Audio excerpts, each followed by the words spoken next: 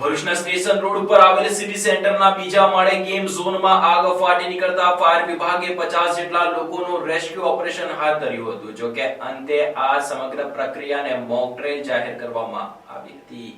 ભરૂચ શહેરમાં મહાત્મા ગાંધી માર્ગ ઉપર આવેલા સિટી સેન્ટર મોલ ખાતે ગેમ ઝોનમાં આગ લાગવાનો બનાવ બનતા દોડધામ મચી ગઈ હતી. આગની જાણ પાલિકાના ફાયર બ્રિગેડના લશ્કરોને કરવામાં આવતા તેઓએ તાત્કાલિક દોડી આવી આગ ઉપર કાબુ મેળવી 2 ઇજાગ્રસ્ત લોકોને બહાર કાઢી સારવાર હેઠળ ખસેડ્યા હતા. જો કે તંત્ર દ્વારા આ એક મોકડ્રીલ જાહેર કરાઈ હતી. રાજકોટમાં ગેમ ઝોનમાં બનેલી ગોઝારી ઘટના બાદ સમગ્ર રાજ્યમાં ફાયરને લઈને સતર્કતા આવી ગઈ છે. ભરૂચ શહેરમાં આજે ફાયર વિભાગ દ્વારા આગની જેવી આપત્તિજનક પરિસ્થિતિમાં કેવી રીતે અસરકારક રીતે કામગીરી કરવી તેની તૈયારી માટે મોક ડ્રીલનું આયોજન કરવામાં આવ્યું હતું. જેમાં શહેરના મહાત્મા ગાંધી માર્ગ ઉપર આવેલા સિટી સેન્ટર મોલમાં આવેલા ગેમ ઝોનમાં મોક ડ્રીલ દરમિયાન આગ લાગ્યાની કલ્પિત પરિસ્થિતિ સર્જી હતી. જેની જાણ ભરૂચ નગરપાલિકાના ફાયર બ્રિગેડના લશ્કરોને કરવામાં આવી હતી. આગની જાણ થતાં જ fire officer Chirag Gadhvi 2 fire tender અને એમ્બ્યુલન્સ સાથે ઘટનાસ્થળ ઉપર દોડી આવ્યા હતા. તેઓએ સ્થળ તરત જ રાહત અને બચાવ કામગીરી હાથ ધરી હતી. જો કે તે સમયે ત્યાં ગેમ ઝોનના હાજર તમામ લોકોને સલામત રીતે બહાર કાઢીને પાણીનો મારો ચલાવી આગ ઉપર કાબુ મેળવ્યો હતો.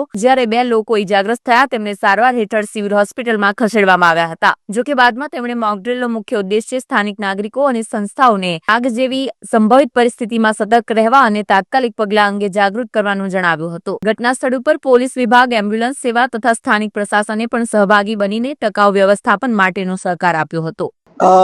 આજ રોજ ભરૂચ શહેરમાં સિટી સેન્ટર કોમ્પ્લેક્સમાં બીજા માળ પર ગેમ ઝોનની બહાર આગ લાગવાનો બનાવ બન્યો છે તેવી ભરૂચ ફાયર કંટ્રોલ રૂમ પર માહિતી મળતા ભરૂચ ફાયર બ્રિગેડનું એક વોટર બાઉઝર, એક રેસ્ક્યુ ટેન્ડર, એક એમ્બ્યુલન્સ સ્ટાફ સહિત ઘટના સ્થળે દોડી આવ્યા હતા.